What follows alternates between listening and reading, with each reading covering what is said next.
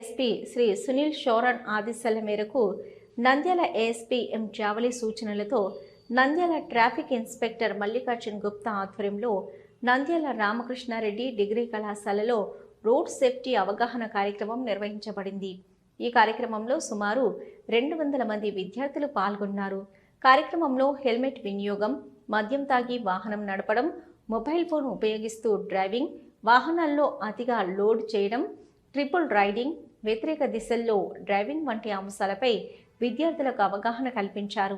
Minor driving ప్రమాదాల సమయంలో golden hour ప్రాధాన్యం, ప్రమాద బాధితులను సహాయం చేసే వారికి సంరక్షణ కల్పించే గుడ్ సమారిటన్ చట్టం గురించి కూడా వివరించారు. ఇతర రోడ్డు నిబంధనల ఉల్లంఘనల ప్రభావాలను కూడా తెలియజేశారు. విద్యార్థులకు అవగాహన వీడియోలు, పోస్టర్లు ప్రదర్శించి రోడ్డు భద్రతపై స్పష్టమైన సమాచారం అందించారు. ట్రాఫిక్ నియమాలను ఖచ్చితంగా పాటించాలని, సమాజంలో రోడ్డు భద్రత సందేశాన్ని పంచాలని విద్యార్థులను ప్రోత్సహించారు.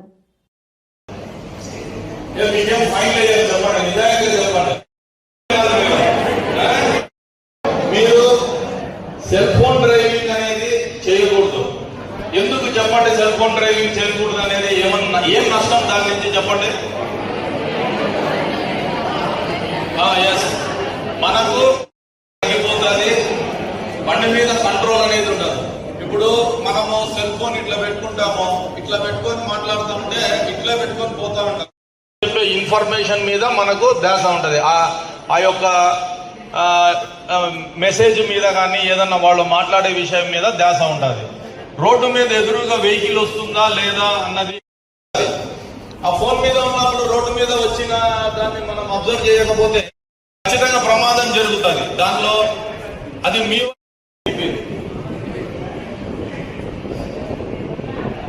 సరే ఉండాలి. మనకు ఫైన్ ఎంత పడుతుంది చెప్పండి. 1000 శాతంలో ఆ కాలాన్ని పడుతుంది. ఫస్ట్ ఫైన్ ఎంత? నెక్స్ట్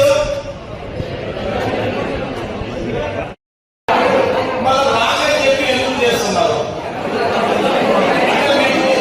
ఒక ధైర్యం కదా, మాకేమి కాదు అనే ధైర్యం కదా. అది ఎప్పటికీ ఆ ధైర్యం ఉంటే మంచిదే. కాన్ఫిడెన్స్ అనేది ఉండాలి ప్రతి మనిషికి, వాళ్ళ మీద వాళ్ళకి నమ్మకం ఉండాలి. కానీ అన్నిటికంటే గొప్పది టైం. ఏది? టైం అనేది ఏ కష్టాలైనా తెచ్చిపెట్టది, ఎంతటి కష్టాలైనా తొలగిస్తుంది. ఏమన్నా ఐడియా ఉందా?